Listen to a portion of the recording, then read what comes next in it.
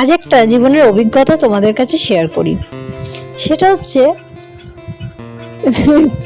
ভাবলাম যে ব্লগটা তোমাদের কাছে শেয়ার করবো না, তাই ভাবলাম এই জীবনের ছোট্ট একটা অভিজ্ঞতা চলো শেয়ার করেই ফেলি।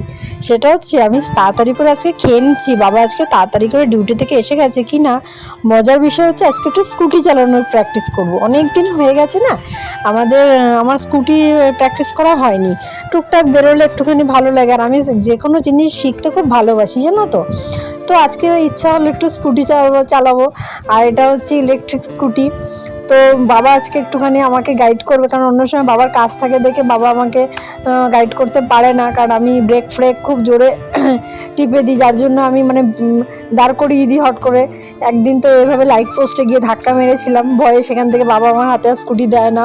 তো এই দেখো চাবি, এখন আমি স্কুটিটাকে স্টার্ট করব। আর এখানে দেখো এখন আস্তে আস্তে আমি স্কুটিটাকে স্টার্ট করছি।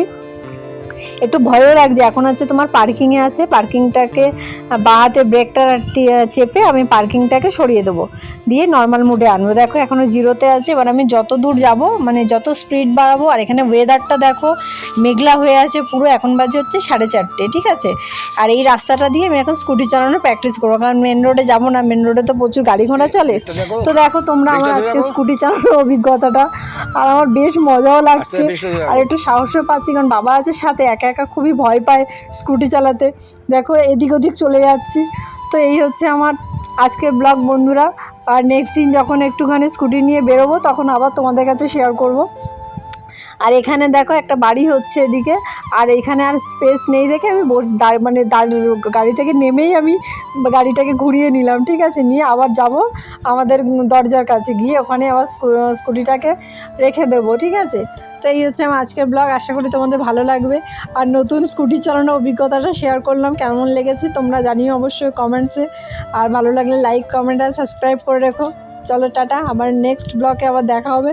তো চলো এটা এখন চালিয়ে আমাদের দরজার সামনে চলে যাই। আর বাবা এখন আস্তে আস্তে আমাকে বলে দিচ্ছে যে ব্রেক ধরো, এখানে এই দেয়ালের দিকে চলে যাচ্ছি। এইভাবেই স্কুটি না আজকে চালালাম, বেশ মজা করলাম।